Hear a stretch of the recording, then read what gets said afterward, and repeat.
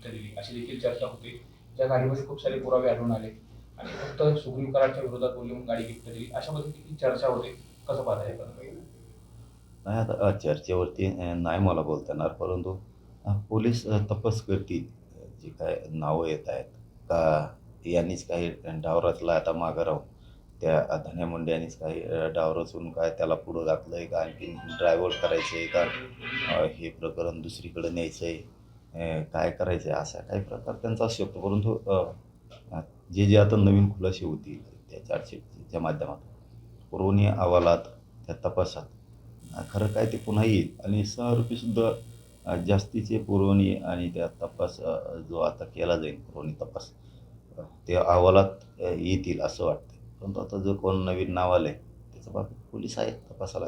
ज्याच्याबद्दल माहिती नाही त्याच्याबद्दल मी बोलणार नाही, कारण ज्या गोष्टीत माहिती नाही त्यात जर आपण काही पण बोलून गेलो तर दुसराच अर्थ निघायला नको. मात्र काल जयराम ताटेचा जो जबाब समोर आला होता ज्यामध्ये सुग्रीव कराड नावाचा उल्लेख झाला आणि नेमकी काय प्रतिक्रिया असेल त्याच्यावरती? नाही आता त्याच्याबद्दलची आम्ही माहिती आणखीन तरी घेतली नाही का नाही, आणि ज्याच्यावरती आपल्याला जास्ती माहिती नाही ना, कारण त्याच्यावरती जर बोलून गेलं तर ते बरोबर होणार नाही. परंतु पोलीस जे जे काय नावं येतील त्याच्यावरती लक्ष ठेवून असणारच आहेत. मी आत्ताच सांगितलं की पुरवणी तपासात ते सगळं होईलच.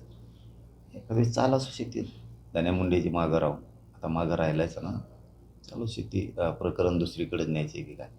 पण सुट्टी याच्यातून मिळणार नाही. पुरवणी जेव्हा जे आता पुरवणी तपास होईल त्या अहवालात सुट्टी कोणाला नाही मिळणार. पोलीस त्या गोष्टीवरती बारीक लक्ष ठेवणार आहे तपास यंत्रणा की काय आहे काय नाही. जे आता तुम्ही काय नाव घेता याच्याबद्दलची माहिती नाही. त्यामुळे विनाकारण आपण बोलणं आणि अवघच शब्दाचा गैरअर्थ निघणं, त्यामुळे माहिती मला पूर्ण मिळेपर्यंत मी त्याच्यावरती नाही बोलत. वाघ्याच्या संदर्भामध्ये एकंदरीत आज जर बघितलं तर छत्रपती संभाजीराजे भोसले एकाकी पडल्याची परिस्थिती पाहायला मिळते का सगळेजण वेगवेगळ्या पद्धतीने बोलत आहेत आणि संताप व्यक्त केला यामध्ये भिडे असतील सोलापूरकर असतील त्यांच्या संदर्भात देखील संताप. आता लय दुसरे सुद्धा अ, अ, आहेतच. एक जण बोलल्यावर मी जास्त त्याच्यामध्ये हस्तक्षेप करत नाही. बोलतात आता कुत्र्याचं आणि मांजराचं आणि आता हे काय आता हे याच्यावर जातीय तेढ निर्माण करायचा की काय काय जणांना. पण एक गोष्ट आहे तुम्ही स्पष्टपणानं सांगतो, संभाजीराजे एकाकी नाहीत. हां, शब्द मात्र फायनाचा. ते कुत्रे मांजरं ते काय काय असेल ते इतिहासकार बघतील, ते काय मला आम्ही काही इतिहासकार नाही.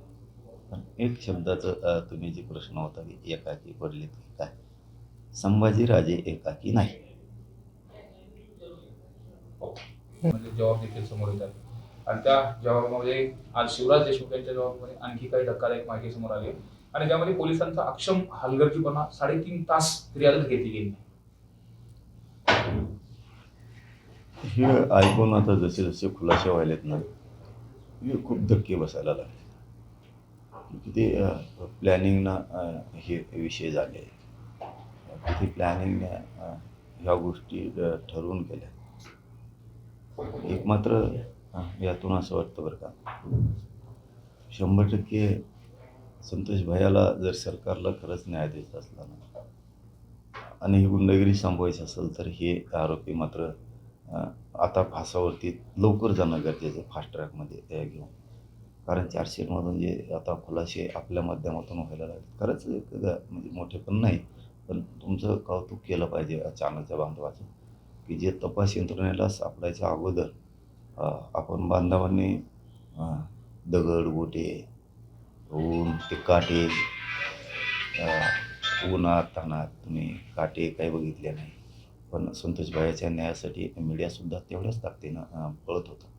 परंतु आज वाईट वाटतं की हे खुलासे आपण बी एवढे सहकार्य केले आणि चार्जशीटमधून बी खुलासे यायला लागले.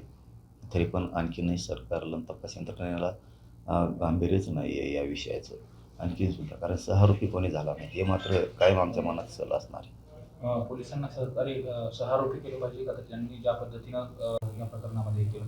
नक्की नक्की करायला पाहिजे की ते तिघंजणं तर ते दोघं तर पहिल्यापासूनच आहेत. तो पाटील महाजन आणि दुसरं कोणीतरी आता एक नवीन आलं आहे तर, पण यांना सहारोपी खरोखर करायला पाहिजे आणि यांच्यावरती जर असतील शासकीय अधिकारी म्हणून जास्तीचे कलमं कामचुकारपणा केला किंवा कायद्याची मोडतोड करायचं काम या 2-3 पोलिसांनी अधिकाऱ्यांनी केलं. कारण कायदा ज्यांनी खरोखर प्रामाणिकपणे पाळून कृती करायला पाहिजे होती आणि त्यांनीच गुंडाला पाठीशी घालायचं काम केलं आहे या पोलीस अधिकाऱ्यांनी. ही मारणाऱ्यांपेक्षा मोठे दोषी आहेत, मारणाऱ्यांपेक्षा. म्हणून जास्तीचे कलमं यांच्यावरती लागले पाहिजेत आणि यांनासुद्धा खरंच फासावर लटकायला पाहिजे सरकारनं. आणि विशेष करून मुख्यमंत्र्यांना गृहमंत्र्यांना सांगतो की तुम्ही मात्र पोलीस खात्याची शान जाऊ देऊ नका. असल्या अधिकाऱ्यांमुळं जर शान जाणार असली, खुणं होणार असली यांच्यामुळं, खूनच खरा हे अधिकाऱ्यांमुळं झाला आहे. आता 400मधून जे बाहेर पडतं आहे त्याच्यावरून वाटतं यांना लवकर आरोपी करा. नसता नाविलाजाने जनतेला न्याय करावा लागेल. अ, एबीपी माझा, उघडा डोळे बघा नीट.